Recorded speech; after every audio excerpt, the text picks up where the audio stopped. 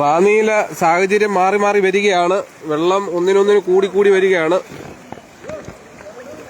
ഇത് വേണ്ട ഫോൺ പാലസിലെ ജീവനക്കാരും പ്രൊപ്പറേറ്റർമാരും ഒക്കെയാണ്. അവരവരുടെ സാധനങ്ങളൊക്കെ മാറ്റാൻ പറ്റാതെ, ഷട്ടർ പോലും തുറക്കാൻ പറ്റാതെ കഴിയുകയാണ്.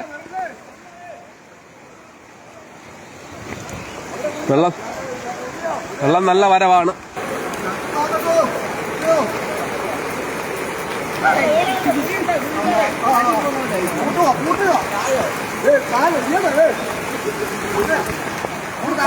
വെള്ളത്തിനടിയിൽ മുങ്ങിപ്പോയി ഷട്ടർ തുറക്കാൻ പറ്റുമോ പൂട്ടാൻ പറ്റുമോ എന്നൊക്കെ നോക്കിക്കൊണ്ടിരിക്കുന്നതേ ഉള്ളൂ.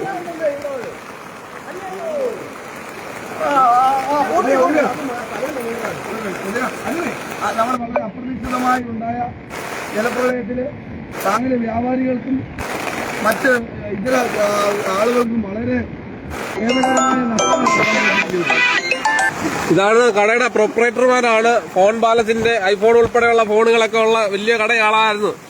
അപ്പൊ ഇവർക്ക് കനത്ത നാശനഷ്ടമാണ് ഉണ്ടായിരിക്കുന്നത്. മൊത്തം വെള്ളം കയറി കിടക്കുക. വെളുപ്പൂട്ട് വന്നതാ, മൊത്തം വെള്ളം കയറി കിടക്കുക. ഞങ്ങൾ ഒത്തിരി സാധനങ്ങൾ മാറ്റി. ചെപ്പാറ മൊത്തത്തിൽ മുങ്ങും കേട്ടോ. കൂടി വരുവാ വെള്ളം. വളരെ അപ്രതീക്ഷിതമായി നമ്മള് റാന്നിക്കാരോ ഒരു മനുഷ്യന് പോലും പ്രതീക്ഷിക്കാതെ ഉണ്ടായ ജലപ്രളയമാണ്. ഏകദേശം 3 മണി മുതൽ ആണ് വെള്ളത്തിന്റെ വരവ് തുടങ്ങുകയും റാന്നിയിലെ ടൗണിൽ ഏകദേശം ഒരു 5:30 മണിയായപ്പോൾ വെള്ളം കയറാൻ തുടങ്ങി.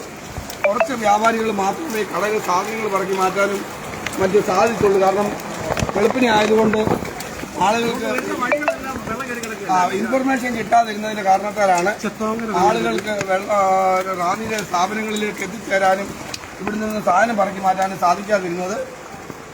പിന്നെ അതുകൂടാതെ റാന്നി വരേണ്ട സ്ഥലമായ മാമുക്ക്, പിന്നെ അക്കര, ചെത്തോങ്കര, എസ്സിപ്പടി എല്ലാ സ്ഥലത്തും വെള്ളം കയറി വന്നതിന് കാരണത്താൽ വാഹനം കൊണ്ട് ഇവിടെ വരാൻ സാധിക്കാതെ പോയി.